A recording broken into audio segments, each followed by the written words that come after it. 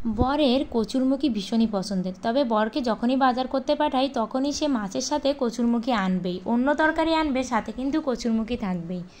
আর তাই তো অন্যান্য দিন তো আমি কচুরমুখী দিয়েই মাছের রেসিপি শেয়ার করি, তাই ভাবলাম আজ একটু ট্যাংরা মাছ দিয়ে পটল আলুর রেসিপি শেয়ার করি, আর সাথে ছিল শাক ভাজা। নমস্কার বন্ধুরা, জয়ের রান্নাঘরে সবাইকে স্বাগতম জানিয়ে আজ নিয়ে চলে এসেছি দুপুরে দুটো মজার মজার রেসিপি।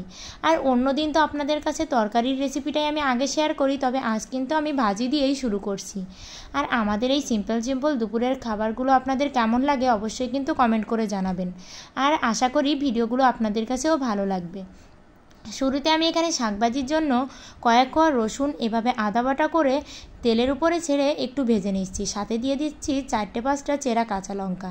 আর এই রসুনগুলোকে কিন্তু খুব পোড়া করে ভাজলে হবে না, এমনভাবে ভাজতে হবে যখন রসুন দিয়ে ফ্লেভারটা বের হবে তখনই রসুনের ভিতরে আমি শাকগুলো দিয়ে দিলাম। এবার শাকগুলো একটু নেড়ে চেড়েই আমি এর ভিতরে দিয়ে দেব পরিমাণ মতো লবণ আর পরিমাণ মতো হলুদ। আর এখানে এই শাকটা একটু নাড়লে চাড়লেই কিন্তু শাক দিয়ে অনেক বেশি জল বেরোবে, তাই এক্সট্রা কিন্তু শাকের ভিতরে জল দেওয়ার কোনো দরকারই নেই।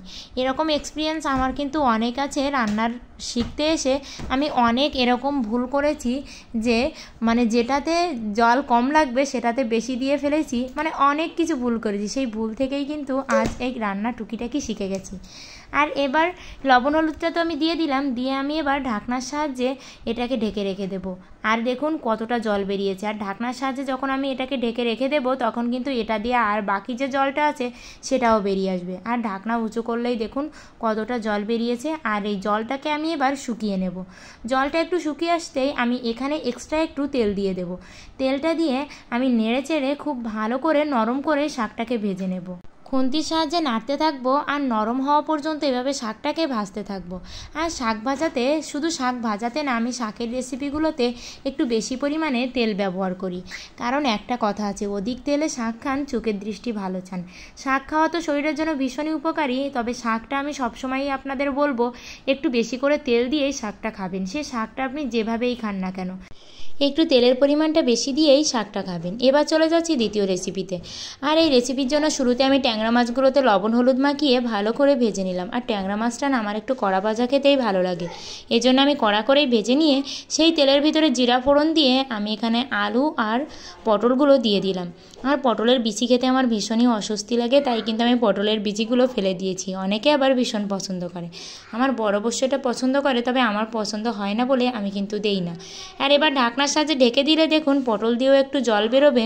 আর এর ভিতরে আমি দিয়ে দেবো লবণ হলুদ দিয়ে ঢেকে দিয়ে এটা আবারও একটু নেড়ে চেড়ে ভালো করে ভেজে নেব। আর এই ভাজলে কিন্তু তরকারির স্বাদটা বেশি ভালো লাগে। আপনারা দেখবেন ঝোলে একটা তরকারি ছেড়ে দেখবেন, আর এভাবে একটু তেলে ভেজে রান্না করে দেখবেন ভাজা তরকারির স্বাদটাই যেন আলাদা মনে হয় আমার কাছে। আপনাদের কাছে কি মনে হয় অবশ্যই কমেন্ট করে জানাবেন।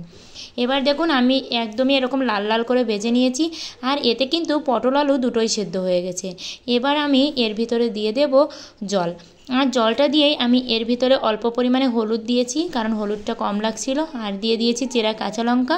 আর যেহেতু ট্যাংরা মাছগুলো আমি একটু কড়া করেই ভেজেছি, তাই কিন্তু আমি আগে থেকেই ট্যাংরা মাছগুলো দিয়ে দেব। আর এতে তো মাছগুলো ভাঙারও সম্ভাবনা থাকবে না।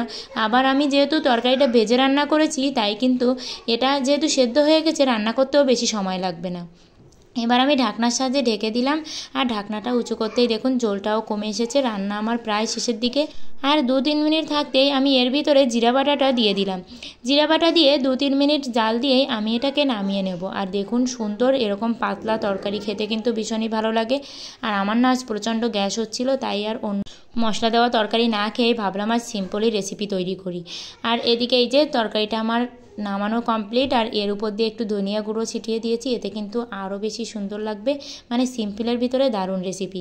আর অবশ্যই বলবো সবাই আমার ভিডিওতে লাইক কমেন্ট করবেন, আর চ্যানেলটি সাবস্ক্রাইব করে বন্ধু হয়ে পাশে থাকবেন।